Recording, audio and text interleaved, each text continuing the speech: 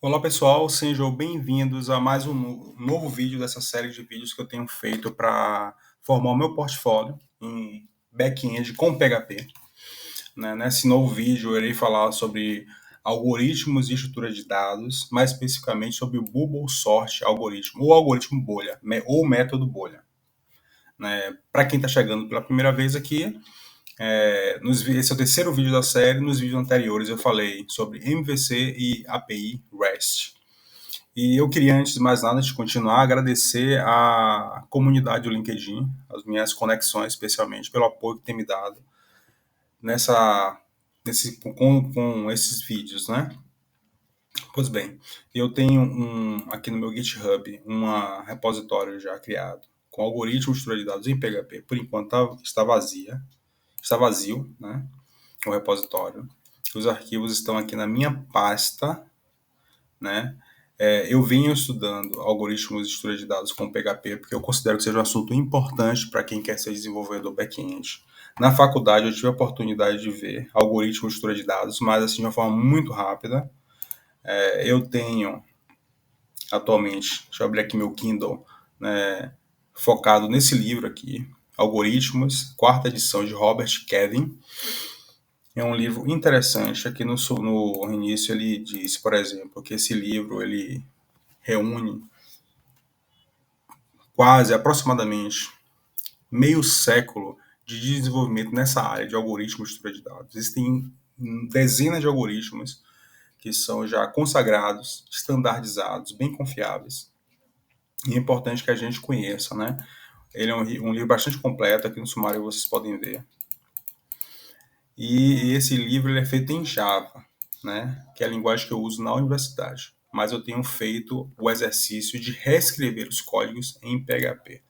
Na verdade, quando a gente começa a estudar a estrutura de dados e algoritmos, o primeiro algoritmo que a gente vê é o Binary Search, né? Esse algoritmozinho aqui, que é um algoritmo de busca muito fácil de entender sua lógica, simples de implementar e bastante eficiente. Só que ele tem uma condição, né? Para que você consiga fazer uma busca em um conjunto de dados, é importante que esses dados estejam organizados. Daí surge a necessidade de você entender dos algoritmos de ordenação ou organização. O Bubblesort, né, ele é um algoritmo que é controverso. Ele não é muito utilizado, para alguns serve apenas para fim didático, porque ele não é muito eficiente. Então vamos demonstrar como é que ele funciona aqui. Aqui eu tenho uma lista desorganizada. Quando eu clicar em ordenar, o algoritmo vai me retornar essa lista totalmente organizada, do menor para o maior. Como é que esse algoritmo funciona? O que é mais interessante é entender a funcionalidade dele, a lógica por trás dele. Entendendo a lógica, você consegue implementá-lo em diversas linguagens. Então, vou dar um exemplo aqui com essa sequência. O algoritmo ele percorre a sequência, ou no caso de um array, todos os seus index, do início até o penúltimo index. Ele não vai até o último. E ele sempre compara se esse número ele é maior do que o seu subsequente. Se o número for maior, ele substitui. Por exemplo, o 21 é menor que o 30, então não haverá substituição.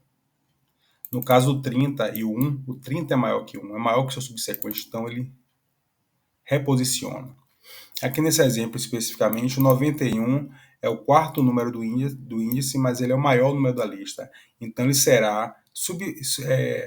ele substituirá o seu número posterior 1 a 1 até que chegue ao final.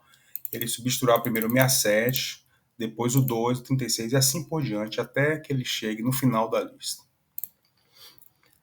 E aí que está um problema, né? Porque o Bubblesort, ele basicamente é uma estrutura de dois loops, né? Um loop e um inner loop, né? Ele percorre todo o array e para cada index ele faz um loop em vários loops sucessivos, fazendo essa comparação.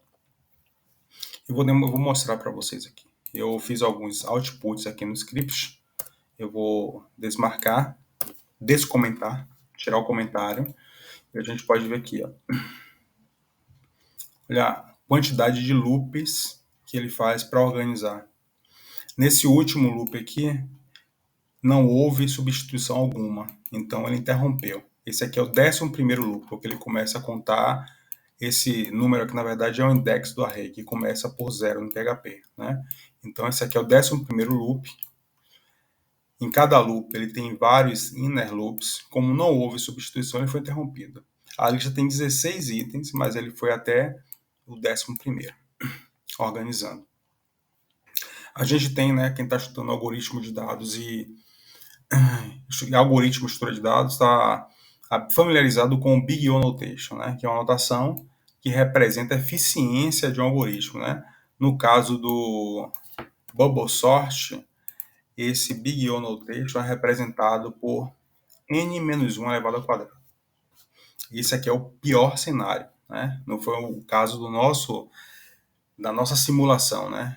Mas no pior cenário, um algoritmo com 10 itens, por exemplo, ele fará 9 loops, e em cada loop ele fará 9 inner loops, daí 9 ao quadrado, que vai ser igual a 81, né?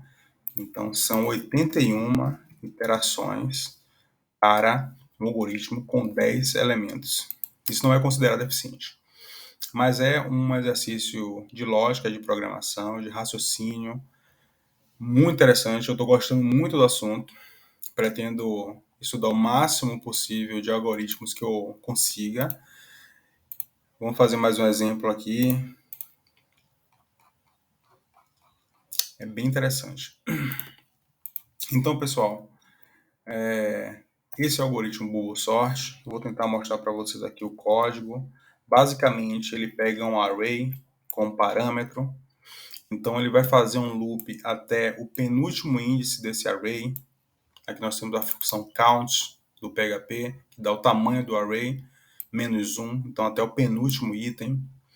Existe uma flag aqui, uma variável de escopo local, que swap, né, houve troca. Ela é alterada para 1 toda vez em que há uma substituição. Nessa parte do código ele compara se o número ele é maior do que o seu subsequente. Se for, há essa substituição que ocorre aqui, com auxílio dessa variável temporária, que armazena temporariamente um valor, depois eles são substituídos. Ela é alterada. No caso de haver uma iteração em um inner loop sem troca, o código é parado, que é o que acontece ao final. Isso significa que não há mais itens para ser substituídos e ao final ele retorna um array organizado. É um algoritmo simples, tem uma lógica fácil de aprender e que é um exercício muito interessante. Então, voltando ao começo, eu irei estudar algoritmos de estrutura de dados com PHP e alimentando meu repositório no GitHub. Todos vocês estão convidados a participar, interagir, perguntar, sugerir. Eu agradeço desde já a participação. Obrigado pela audiência. Fico muito feliz de estar apresentando mais um projeto, esse é o terceiro projeto nessa série. E até o próximo. Muito obrigado.